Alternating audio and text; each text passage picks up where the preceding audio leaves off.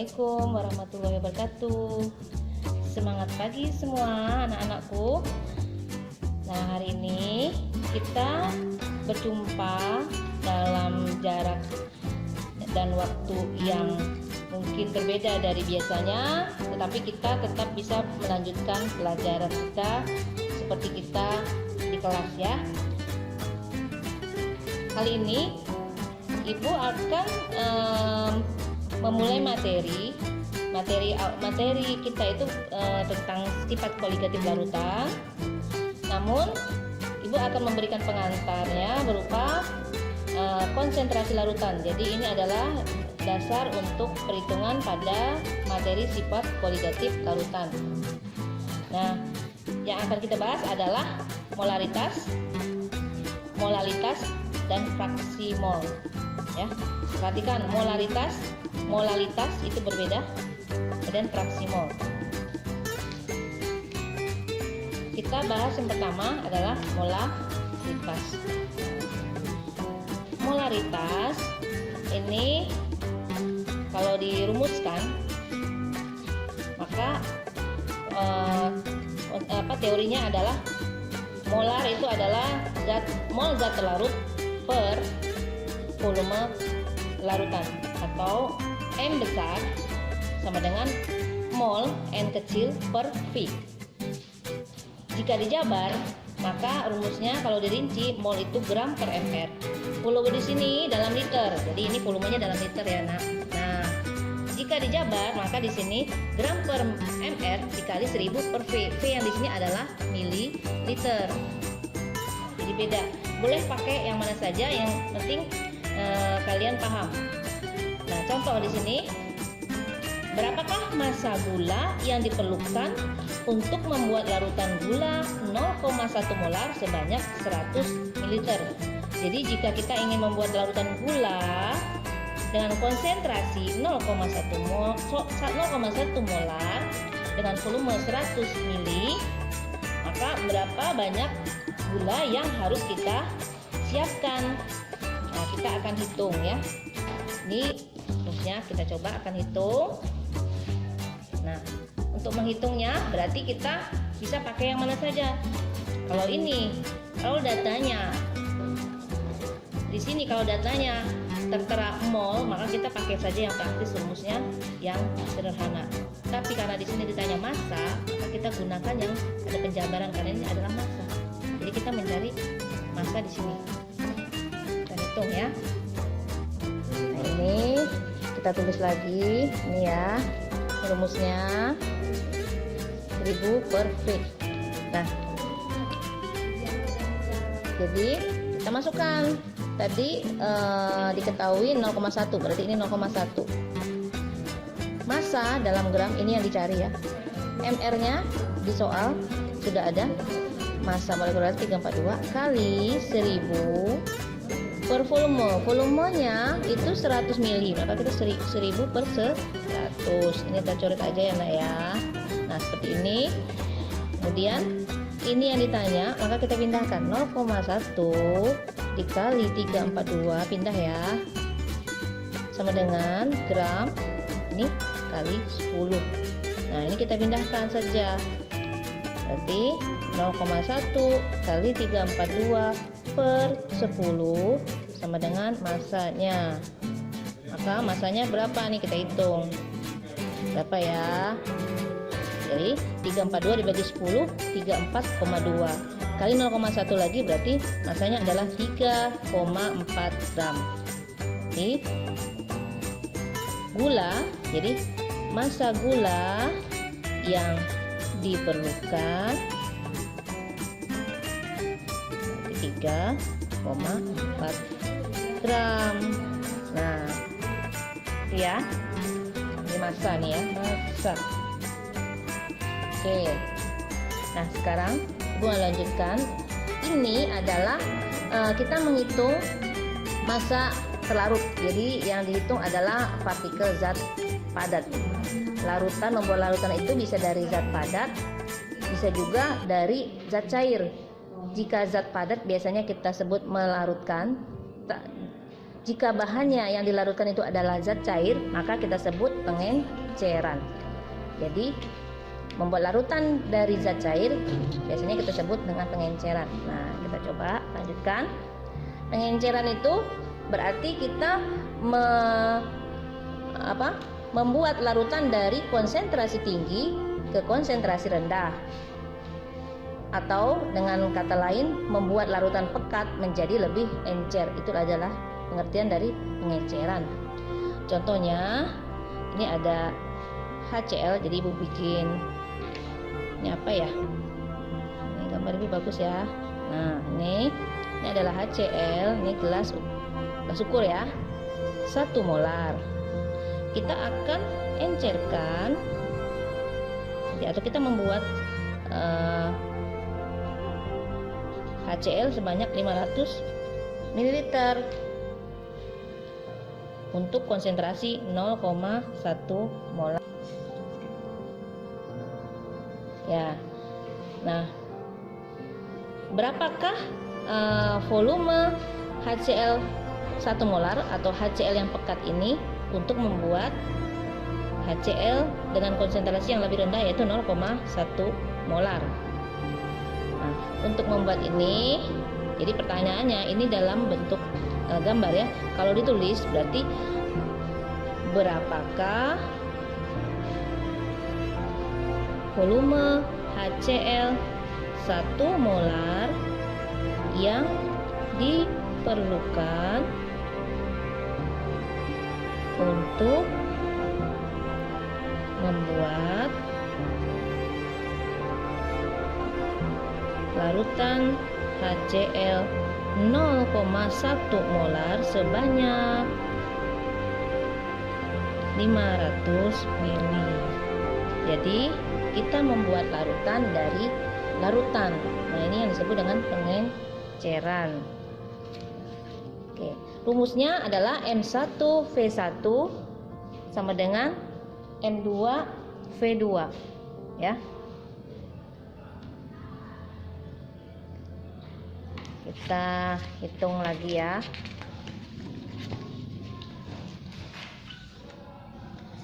M1 adalah konsentrasi awal atau molaritas 1, sedangkan M2 adalah konsentrasi akhir atau molaritas kedua setelah diencerkan. V1 berarti volume awal sebelum pengenceran, sedangkan V2 adalah volume akhir setelah pengenceran. Berarti pengenceran itu dengan menambahkan air, maka V2 adalah volume awal ditambah dengan volume akhir menjadi volume 2. Kita akan hitung tadi ya, berapakah volume HCl 1 molar yang diperlukan untuk membuat larutan HCl 0,1 molar sebanyak 500 ml. Nah, kita masukkan rumusnya. M1, kita tulis lagi, M1 sama dengan M2V2. M1 nya 1 molar, volume 1 nya ini yang kita cari ya. Molaritas kedua kita ingin buat berapa? Sebanyak 0,1 molar. Sebanyak berapa volumenya? Sebanyak 500. Maka kita tulis seperti ini. Nah, kalau ini 500 maka ini akan menghasilkan 500. Kalau ini liter maka ini juga hasilnya liter. Jadi V1 sama dengan, langsung aja karena ini 1 ya, tadi dapat berapa? 50 ml. Berarti ini adalah volume HCl pekat yang diperlukan. Nah, jika kita praktekkan di laboratorium, maka langkah pertama adalah kita siapkan gelas kimia dengan yang bervolume 500 ml. Kemudian kita tuangkan air atau H2O. Ini di sini ya. Ibu punya H2O di sini. Nah, ini H2O. Misalnya kira-kira 100. Jadi kita isi aja sedikit dulu. Jangan kita tuang banyak. Kita isi 100 ml dulu ya. Kemudian ini langkah 1. Langkah kedua adalah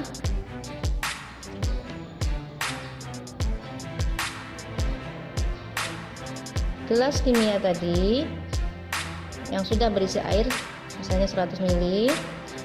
Nah, kita tambahkan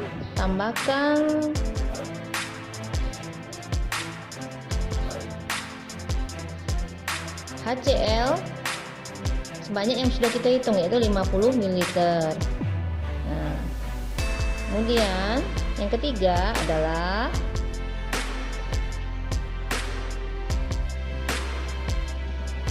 kita tambahkan lagi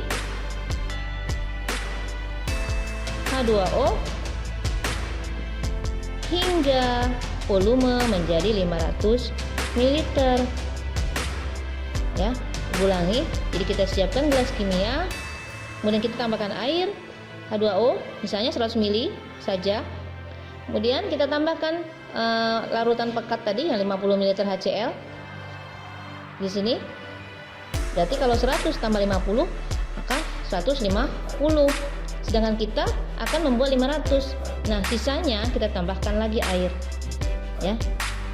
Nah, jadilah HCl dengan konsentrasi baru yaitu 0,1 molar sebanyak 500 ml. Itu kalau kita berada di lab, ya. Oke, kita sudah bahas molaritas. Maka kita akan lanjutkan dengan molalitas. Oke, sekarang Ibu lanjutkan dengan satuan konsentrasi yang kedua yaitu molalitas. Ingat ya, beda ya. Kalau molaritas itu lambangnya M besar, sedangkan molalitas lambangnya M kecil. Nah, rumusnya molalitas itu mol per P. Berarti mol per kilogram pelarut. Kalau molaritas adalah mol per volume larutan, sedangkan molalitas ini M kecil ya. Nah, ini M kecil nih punya. Adalah mol zat larut per kilogram pelarut. Atau kalau kita jabarkan, molalitas sama dengan gram per mr kali 1000 per P. Ya. Oke. Sekarang kita coba latihan dengan contoh. Ini ada contoh NaOH 2 molar. Ini satuannya molar ini. Sebanyak 200 ml. Kemudian diketahui mr NaOH sama dengan 40 dan massa jenis NaOH 1,2 gram per mililiter. Berapakah molalitas NaOH? Jadi kita menghubungkan antara satuan molar dengan satuan molal. Ya. Nah, clue dari soal ini adalah kita harus punya massa jenis. Nah, ini massa jenis. Jadi untuk mengkonversi dari molaritas ke molalitas, maka kita harus punya data massa jenis atau rho. Ya. Nah, sekarang kita coba hitung. Nih, jadi yang ditanya adalah molalitas. Kalau untuk mencari ini, apa sebenarnya intinya? Jadi kita harus mencari massa dari NaOH itu loh, massa zat terlarut. Sementara rho-nya ini adalah massa jenis dari larutan. Beda antara larutan dan larut. Jadi kalau larutan itu terdiri dari pelarut dan zat terlarut. Nah, terlarut ya. Massa jenis ini adalah milik larutan. Sedangkan kita mencari terlarut, maka kita harus masuk ke sini nanti. Ya. Langkah pertama kita akan menentukan larutan terlebih dahulu, baru kita masuk ke terlarut. Nah, kita menggunakan rumus molaritas. Molaritas sama dengan mol per volume. Molaritasnya tadi 2 molar. Molnya belum diketahui, tetapi volumenya sudah. Maka molnya sama dengan berarti 2 molar kali volumenya harus dalam larutan, lalu dalam liter. Nah, 200 ml ini kita ubah menjadi liter, berarti 200 dibagi 1000, 0,2 liter. Sehingga di sini dikali 0,2 sama dengan 0,4 ya, 4 mol. Nah, kemudian massa terlarut Kenapa kita buat massa terlarut? Karena ini adalah 0,4 mol, ini adalah mol terlarut, yaitu molnya NaOH. NaOH sebagai terlarut, maka kita bisa menghitung massa terlarut karena menggunakan molnya terlarut. 0,4 mol dikali MR-nya terlarut 40 sama dengan 16 gram NaOH. Nah, kemudian massa larutan itu kita menggunakan massa jenis dikali dengan volume larutan. Jadi konektor antara volume dan massa itu adalah di massa jenis. Jadi massa jenisnya untuk larutan NaOH 1,2 gram per mililiter dikalikan 200 mililiter menjadi 2400 gram. Ini adalah massa larutan. Jadi ada massa terlarut dan massa larutan. Yang kita cari adalah massa pelarut untuk menghitung molalitas. Berarti massa larutan sama dengan terlarut plus pelarut. Berarti massa pelarut adalah, nah, kita hitung massa pelarut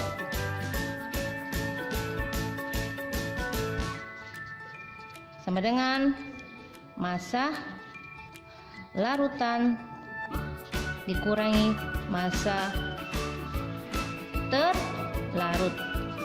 Massa larutan tadi 2400 gram, massa terlarut 16 gram, berarti angkanya 2384 gram. Ini adalah massa pelarut.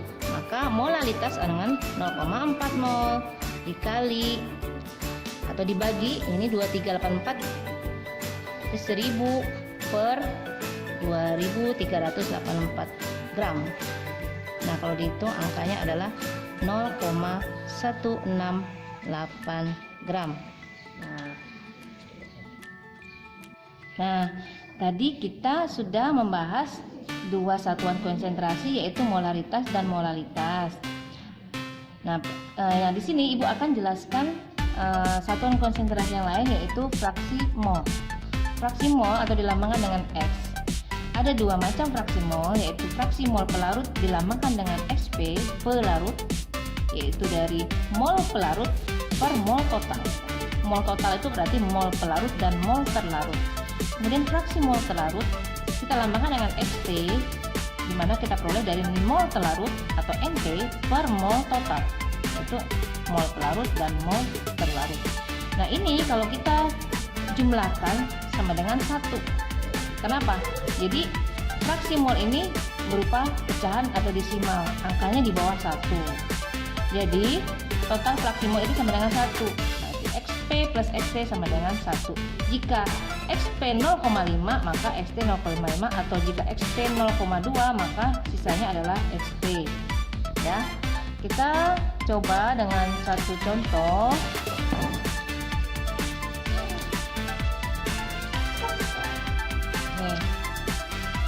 Punya contoh, jika diketahui 160 gram NaOH dengan MR40 dilarutkan dalam 900 ml air, di mana MR air adalah 18.